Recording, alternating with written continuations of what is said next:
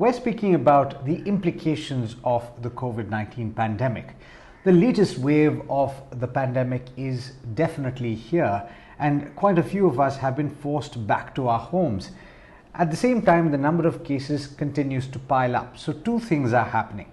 You're probably much less active than you have been in the recent past, and you're still at risk of contracting the virus. So what can you do to improve the system that is, in all probability, what is going to be most affected by the COVID-19 virus, that is your respiratory system?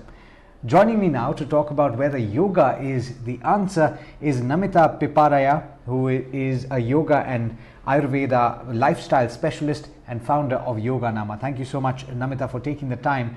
I want to start by asking a broad question. In your interactions with people, with the people that you coach, do you find that a lot of times enough attention is not given to breathing, and how important is breathing really? Not enough attention is given to breathing. There's more focus on the physical body. Even with yoga, there's a lot more focus on asana, but people don't give as much attention to pranayam or breathing. And the basic breathing technique, which is belly breathing, a lot of people don't do that. They're breathing into the chest, they're breathing incorrectly, or they spend a lot of time sitting in front of a computer. They develop a hunched posture due to which they can't even utilize their full lung capacity. So I think there's some very simple things that people can do, but we don't prioritize breathing, and that has a cascading effect on our heart health, on our lungs, on our hormonal health, on our mood, cognitive skills. It just it's cumulative that way. So from a scientific sense, even when you do a few techniques that allow you to breathe much better than you normally do, you'll suddenly feel much fresher, much brighter, and that's because of the amount of oxygen that's pumping into your system, right? You mentioned belly breathing. I'm assuming is diaphragmatic breathing. Why is that so important to start?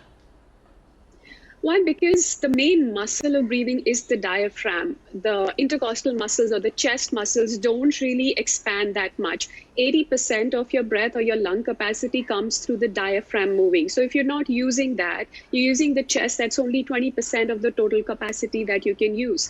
Secondly, one is your lung capacity. Secondly is diaphragmatic breathing has a specific impact on the nervous system. It activates the parasympathetic nervous system, which is rest and digest. So by nature of that muscle where it is placed, it helps you relax and it helps you de-stress. So two very important reasons. Conversely, if you're not doing belly breathing, you are in a stress state, in a fight or flight state, and you are only using minimal lung capacity. So two reasons. Namita, is it also true that when you're not using diaphragmatic breathing on a regular basis, that your diaphragm constricts, that it reduces in size, and that you can only increase that size over a period of time through concerted effort? The diaphragm weakens. It's like any other muscle. It's a muscle which will become weak if you don't use it. The more you use it, yes, it's more active, it's more mobile. And it also takes a lot more effort to breathe into the chest. So the work of breathing, as it is called, increases, which means during the day, people will often feel short of breath, or they'll feel like they need to take a deep breath in to get their respiratory system reset. And a lot of people are doing that due to stress and due to chest breathing. So definitely it becomes weaker as any other muscle that you don't use as much. Well, absolutely. And I think a lot of singers understand this because they depend on the diaphragm so much. Yes. But let's talk about this, Namita. In the practice of yoga, it's helping you also to a large extent improve your respiratory system. And that I think is imperative for us right now in the context of the COVID-19 pandemic. Can yoga really achieve that? And what does one have to do to start along that journey? Yeah. There are actually three ways that yoga helps you do that. Number one would be through dynamic activity. You need to get a little bit of aerobic activity in order to get your lungs and your cardiovascular system to get charged up, to get re-energized. And that is your sun salutations, the Surya Namaskar. It's winter season, so if you do a little bit faster paced or more intense, or more than 5 or 6, you do up to 12 sun salutations. That also is very, very helpful to start your practice, to get your lungs working, to get your heart working. Second thing, and the way yoga works is through postures, because it stretches out a lot of the muscles which restrict our breathing, accessory breathing muscles, which correct our posture. If you don't have correct posture, you cannot breathe correctly. So that goes hand in hand. So all your back bends, which is, like your Bhujangasana, Cobra pose, or camel pose, they help you because they stretch out muscles across the chest. Third is obviously your breathing practices, because number one, yoga is going to teach you how to breathe correctly. Nowhere else will you learn that. Whatever exercises you do, you could have a faulty breathing mechanism, but yoga is going to go down to the foundation, tell you this is how you breathe. And that is why the first breathing practice that we do in yoga is sectional breathing, which starts with first belly breathing or diaphragmatic breathing. So various pranayama practices will help you build up on your breathing practice. Okay. The concern that some people have with yoga, and I think this is the primary misconception, is that they are not flexible, Namita, and I'm sure that a lot of people have told you this. But is that, first of all, is that the biggest misconception according to you? Absolutely. And how does one move around this block? No, it's so true. So many people say that. And so many people also say they don't go to yoga classes because they feel so conscious because they are not as flexible as others. And that's just unfortunate. People should come to yoga if they're not flexible. That's the only way they will build that journey of becoming more mobile. And if you are stiff, that's all the more reason for you to come to a yoga practice. And just know that you don't have to be hyper flexible or hyper mobile. You don't have to do a splits in order to get the benefits of yoga. Wherever you are, as long as you're feeling a stretch, as long as you're breathing correctly while you're doing that stretch, you will get immense benefits. So you are actually doing yourself a disservice by ignoring a practice that has so many benefits for your mind, for your body, for your soul, and right now during the pandemic, for stress and for your respiratory system. It's just got everything, so don't miss out on it because you feel that you're not flexible enough. That's the reason to do yoga, because you're not flexible. Okay. Now, these are age-old practices, Namita. Pranayam, as you mentioned, is something that not enough attention is given to. How often and for how long do you suggest that people should do this? Can it be done multiple times in the day? Yes, ideally you would do some pranayam early in the morning because you're on an empty belly. That's, as per Ayurveda, the ideal time. That's the vata hour when you do pranayam practices. You can do some practices during lunch hour, which are more cooling, and you can do some relaxing practices like Bhramari or double breathing before you go to sleep. So you won't do a Kapalbhati just before going to sleep because that is going to energize you, activate your sympathetic nervous system. Equally, you probably will not do Bhramari early in the morning for a long period of time when you want to get charged up for the day. So yes, you can do it 3 times a day. You can do it for up to 10 minutes. Some of this? Yes, by illustrate you mean demonstrate some practices? Could you please illustrate some of this? Yeah. Maybe 2 or 3 types?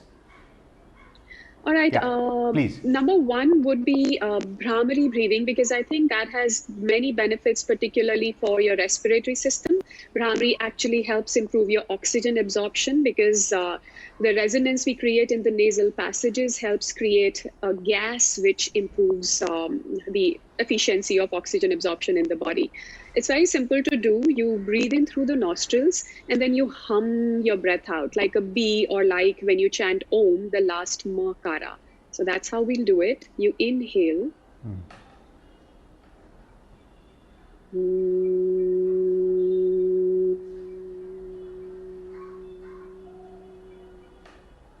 So that's a short Bhramari. That's how you do. You can do up to 15, 20 of these. And you can obviously lengthen the breath out as long as you can. So that makes it even a double benefits because you're trying to make your exhalation last longer. Another one that's helpful is diaphragmatic breathing, because that's, I think, foundational. So let me see if I can adjust the camera. So what you're going to do is you will place your hands around the waist, around the lower ribs, and every time you inhale, you're trying to create expansion. So when your fingers will separate a bit, and as you exhale, your fingers get back in touch. Inhale, exhale, inhale, and exhale. So using the hands, you get another feedback from the body. You are using your own mind to tune in, but the hands and the fingers touching and separating actually helps you recruit your diaphragmatic breathing. Otherwise, what happens is people inflate the belly, but they're not really using the diaphragm. So these were two practices. And if you have time, I can demonstrate Kapalbhati as well, which is a powerful breathing kriya more than a pranayam. Yes. Yes, that is the third one that you mentioned. Let's do that as well. Yeah. Yeah. So Kapalbhati is actually a non-diaphragmatic breath because you're using your ab muscle, a very deep core muscle called transverse abdominis. Your diaphragm is passive through the practice. Two things happen in Kapalbhati. You forcefully exhale using the lower belly, the area, let's say, an inch below the navel. That's your deep core muscle. And your inhalation happens automatically because you're pulling the belly in, the contents of the abdomen and the diaphragm gets pushed up. Stale air from the lungs gets thrown out. And then as you release the belly, automatically some air goes in, and that's your inhalation. You never actively inhale. And that's how it will be. Relaxed body, only the belly moves.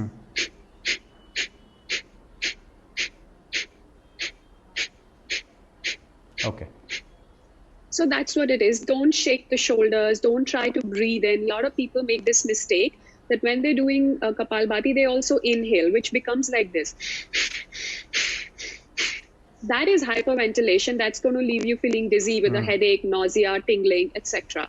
So Kapalbhati has some contraindications, though. I would like to mention people with heart issues, high blood pressure, epilepsy, vertigo, and pitta issues should avoid it unless they're under the guidance of an expert or a therapist. So there you have it. Breathe well, stay healthy, and enjoy the money that you work so hard to earn.